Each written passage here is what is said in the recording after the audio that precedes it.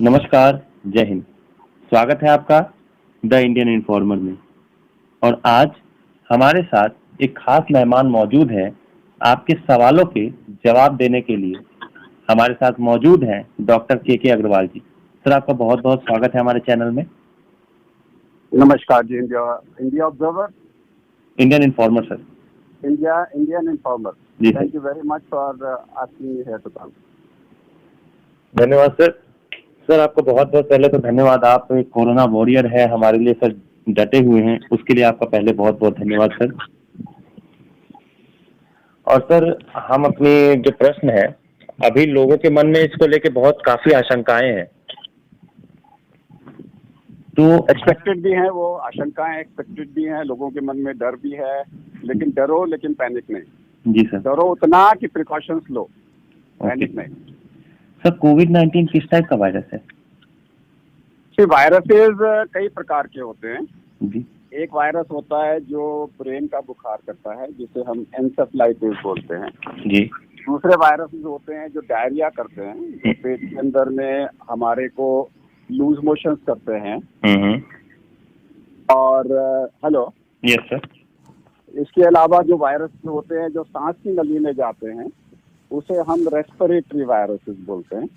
Respiratory viruses जो हैं दो प्रकार के होते हैं, एक जो मोटे होते हैं, एक जो पतले होते हैं। जो मोटे होते हैं उसे हम बोलते हैं ड्रॉपलेट इन्फेक्शन, क्योंकि वो हैवी होते हैं इसलिए हवा में उड़ नहीं सकते, वो जमीन पे गिर जाते हैं, सरफेस पे गिर जाते हैं।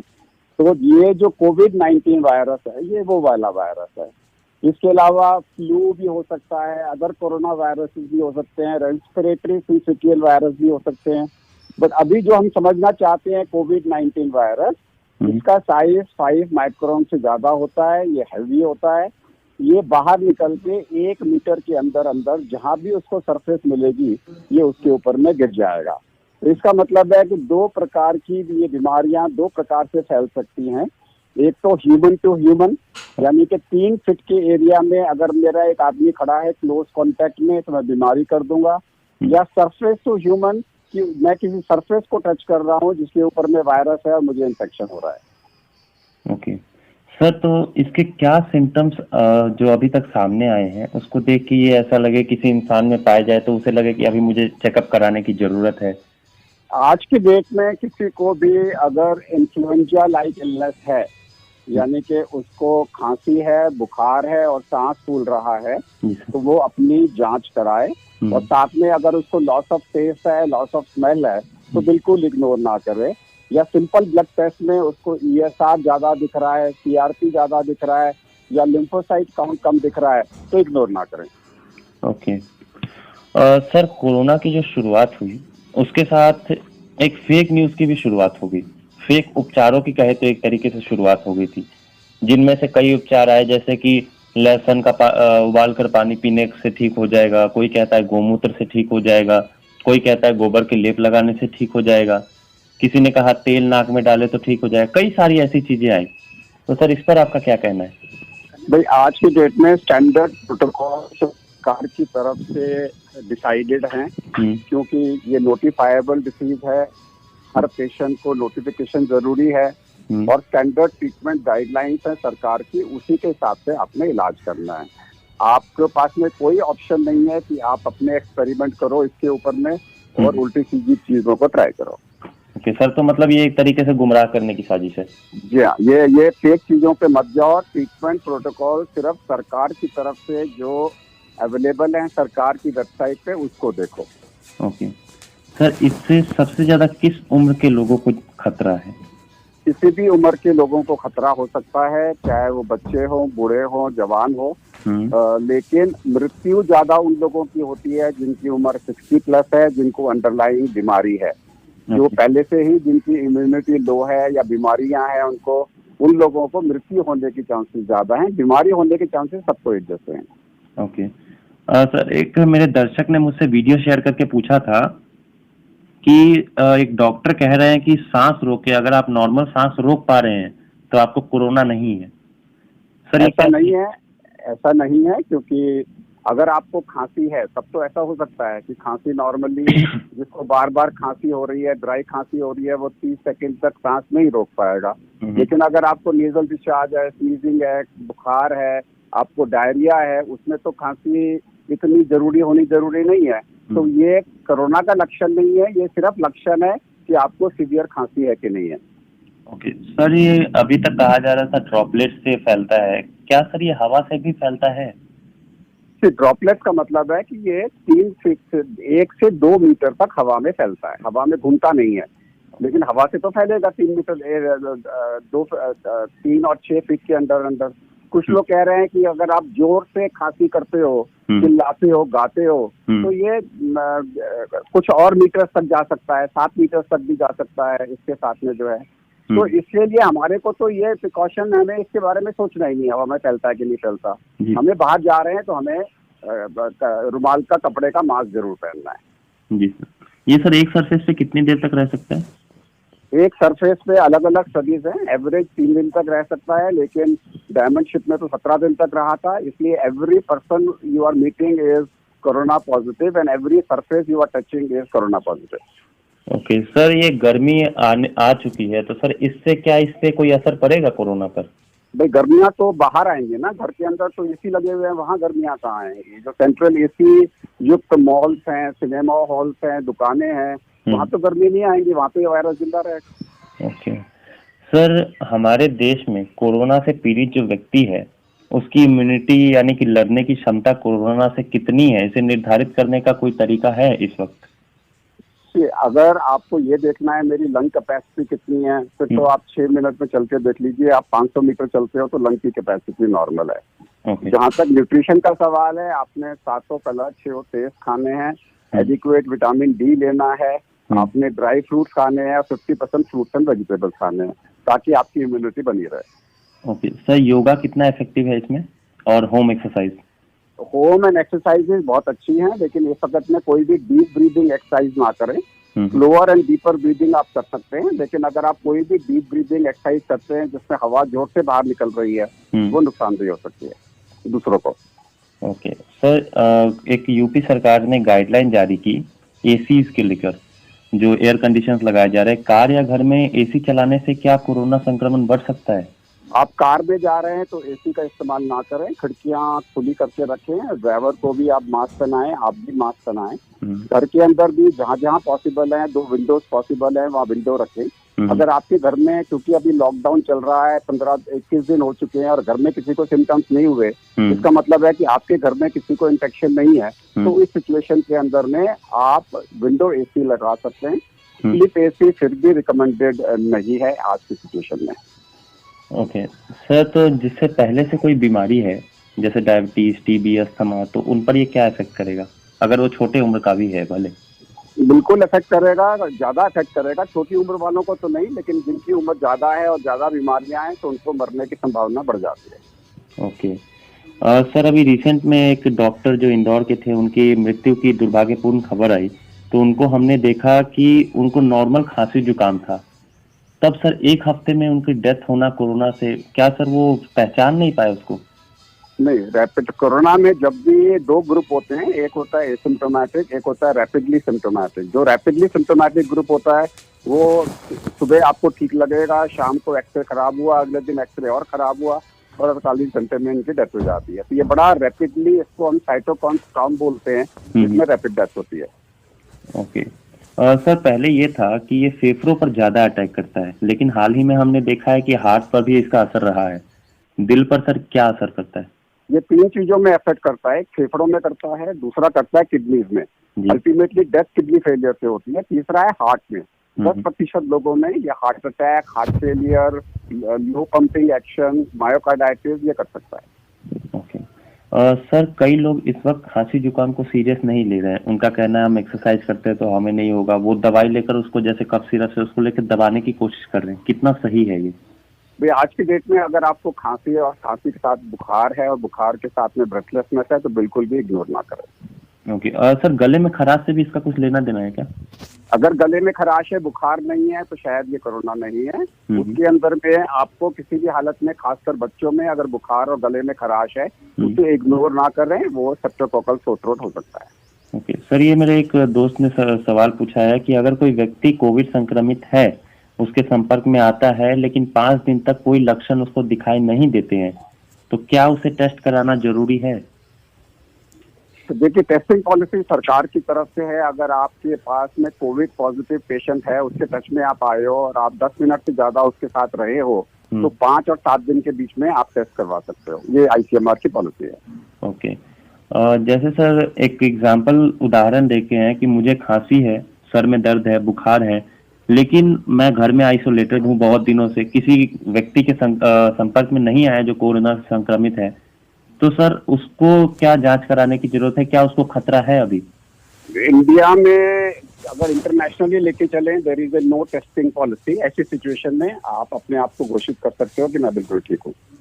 ओके। अगर आप 14 दिन आइसोलेट कर लिया आपने अपने आप को और आपको कोई बीमारी नहीं हुई, तो फिर आप समझ के चलो कि आपको इन्फेक्शन नहीं है। ओके। सर क्या सिर्फ मास्क इससे बचने का एक तरीका हो सकता है या फिर और भी कुछ इक्विपमेंट चाहिए होता है? नहीं, मास्क के साथ में सरफेस डिकंटामिनेशन, दोनों चीजें बहुत इंपॉर्टेंट है। बाहर निकलोगे तो मास्क पहनो, घर में मास्क पहन के रखो, और उसके अलावा जो भी सरफेस को आप टच कर रहे हो उसको 0.1% ब्लीचिंग पाउडर, आप एक ब्लीचिंग 1000 ml पानी लेके उसमें 7 ग्राम ब्लीचिंग पाउडर देके उससे सोल्यूशन लेके सरफेस को साफ करते रहे। ओके। सर इसमें कई लोगों का मतलब ये अभी देख रहे हैं तो मतलब बेवकूफ़ों जैसी बातें कर रहे हैं, सीधी सीधी मैं बोलूँ तो। वो कह रहे हैं कि हम मास्क पहन के अगर बाहर घूमने जाएंगे तो हमें कोरोना नहीं होगा।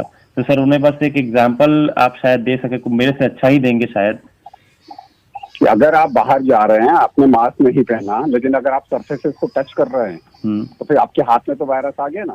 फिर आपने मास्क उतारा, अपने हाथ को नाक में लगाया तो अंदर चला गया। तो दोनों चीजें इंपॉर्टेंट है, सिर्फ मास्क नहीं, सरफेस डिसइंफेक्शन और अपने हैंड हाइजीन साथ में इंपॉर्टेंट है। सर डॉक्टर्स का भी हम एग्जांपल ले सकते हैं, क्योंकि डॉक्टर्स इतने इक्विपमेंट पहन रहे हैं, वो नहीं बच पा रहे, तो ये अपने आप को डेफिनेटली डॉक्टरों को खांसी ज्यादा हो रहा है, वो इतने इक्विपमेंट पहनने के बावजूद भी, इसलिए आप सब लोग ध्यान रखिए। जी सर।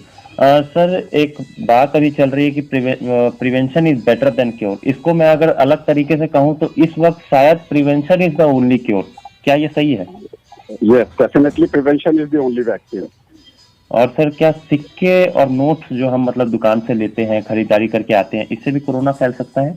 बिल्कुल फैल सकता है। इसलिए नॉर्मली रिकमेंडेशन तो ये है कि जो भी पैसा आप ले रहे हो प्लास्टिक के बैग में डालो, उसको 5 दिन के बाद रीयूज करो। ओके सर, ये सुमन के क्या है?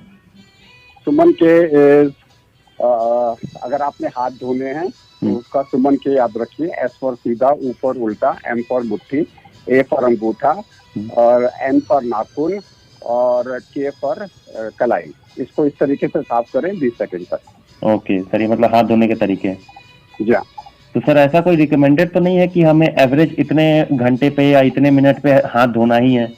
नहीं, जब भी आप कोई नई सरफेस को टच करो जिसके बारे में आपको श्योरिटी नहीं है तो उसके बाद हाथ धो लो। ओके। सर खाना खाना एक साथ एक ही गिलास में पानी पीने से क्या ये फैल सकता है? नहीं, नॉर्मली अगर घर में किसी को कोविड पॉजिटिव है तो आप अपने कपड़े, अपना बेड और अपने बर्तन शेयर मत कीजिए। ओके। सर क्या प्लाज्मा थेरेपी इसका इलाज है? क्योंकि यूरोप में हमने देखा है कि इसमें ट्राई किया गया तो अच्छे मतलब रिजल्ट्स आए हैं। जी हाँ, प्लाज्मा थेरेपी इंडिया में भी ट्राई कर रहे हैं और साथ में ब्लड ट्रांसफ्यूजन के बारे में भी सोच सकते हैं, क्योंकि ब्लड ट्रांसफ्यूजन देने से या RBC का ट्रांसफ्यूजन देने से या कॉर्ड ब्लड देने से ऑक्सीजन लेवल इंप्रूव हो सकता है। सर इसकी वैक्सीन आने में कितना टाइम लग जाएगा? अभी लगता नहीं कि वैक्सीन इस साल के अंदर में आएगा। ओके, मतलब 21 तक हमें वेट करना पड़ेगा। जी हाँ। सर अगर इसका कोई अभी मतलब रामबाण इलाज नहीं है, कोई दवा नहीं है, तो लोगों को ठीक किस तरीके से किया जा रहा है? बकायदा इलाज है इसका। अर्ली ट्रीटमेंट स्टार्ट हो रहा है, तो पूरा ट्रायल्स चल रहे हैं। बहुत सारी दवाइयाँ ढूंढी गई हैं जो इफेक्टिव हैं, लेकिन अगर आप लेट आते हो या आपको अंदरूनी बीमारी है तब इसमें खतरा ज्यादा है। 90% याद रखिए, 100 में से 90% ठीक हो रहे हैं। ओके, तो सर ये मतलब पूरी तरह से बॉडी से खत्म कर दिया जाता है जो लोग ठीक हो रहे हैं उनमें? अभी पता नहीं इसके बारे में कि दोबारा रिलैप्स होगा कि नहीं होगा, रिकर होगा कि नहीं होगा, सब एक्यूट क्रॉनिक इलनेस बनेगी कि नहीं बनेगी। नया वायरस है, आज की डेट में हम लेके चल रहे हैं, जो क्योर हो गए वो क्योर हो गए। ओके सर आपके हिसाब से, आप एक डॉक्टर हैं, आपने परखा भी होगा ध्यान से, तो किस राज्य ने इस पर ठोस कदम उठाया है, अच्छी तरीके से इसको कंट्रोल करने में कामयाब रही है, और कहाँ अभी तक पे जो नेग्लिजेंस अभी है? अभी नेग्लिजेंस तो कहीं नहीं होती। अभी तो बेस्ट रिजल्ट केरला के आ रहे हैं, जहाँ पे लास्ट 48 आवर्स में सिर्फ एक ही केस आया है। ओके, और सर उत्तराखंड में शायद 100 घंटे में कोई भी केस नहीं आया है। I know, but then Uttarakhand में कोई ऐसा हॉटस्पॉट नहीं था जितना बड़ा हॉटस्पॉट केरला में था। केरला ने जिस तरीके से हॉटस्पॉट को कवर किया, ऐसे तो बहुत सारे डिस्ट्रिक्ट है, मोर देन 100 जहाँ पे कंट्रोल्ड है, लेकिन मैं कह रहा हूँ जहाँ कंट्रोल आने के बाद में, आप अनकंट्रोल्ड होने के बाद में कंट्रोल किया, तो इस वक्त में केरला ने सबसे अच्छे से किया। ओके, सर कई जगहों पे हमने देखा है सोशल डिस्टेंसिंग की पूरी तरीके से धज्जियां उड़ाई गई। सब्जी मंडियों में जहाँ पे लोग बाहर निकलने लग गए, भीड़ लग गई, एक तरीके से बहुत मास क्राउड हो गया था। एक ये कितना खतरनाक हो सकता है सर? डेफिनेटली 100% खतरनाक हो सकता है। इसमें पब्लिक ओपिनियन बहुत जरूरी है। इनफैक्ट ब्राजील में तो ऐसी सिचुएशन को रोकने के लिए जब जीका आया था, तो आर्मी पूरे इंडिया के, पूरे ब्राजील के अंदर में थी। भारत सरकार को हर लेवल पे इन चीजों को रोकना है। ओके सर, सरकार को आपके हिसाब से क्या क्या कदम उठाने चाहिए? जो कर रही है बहुत अच्छा कर रही है, उन्हें अपने कदमों को बढ़ाना चाहिए, और अभी एक नई पॉलिसी लानी चाहिए कि जो लोग पॉजिटिव हैं वो घर में रह के अपना इलाज करें, ताकि हेल्थ केयर वर्कर्स को ज्यादा से ज्यादा इन्फेक्शन ना हो। ओके सर, एक ऑर्गेनाइजेशन की रिसेंट में एक गलती सामने आई, एक सेलिब्रिटी की लापरवाही सामने आई। इनमें सर कई लोग अभी भी छुपे हुए हैं। सर ये कितना डेंजरस है? देखिए, लोग डरे हुए हैं, छुपे हुए तो नहीं है, डरे हुए हैं। लोगों में अज्ञानता भी है। फॉर्चुनेटली वो सेलिब्रिटी ने आगे किसी को इन्फेक्शन नहीं दिया वो, लेकिन डेफिनेटली सेलिब्रिटी से ज्यादा ये जो जमाती में इन्फेक्शन फैला है, ये ज्यादा डेंजरस है।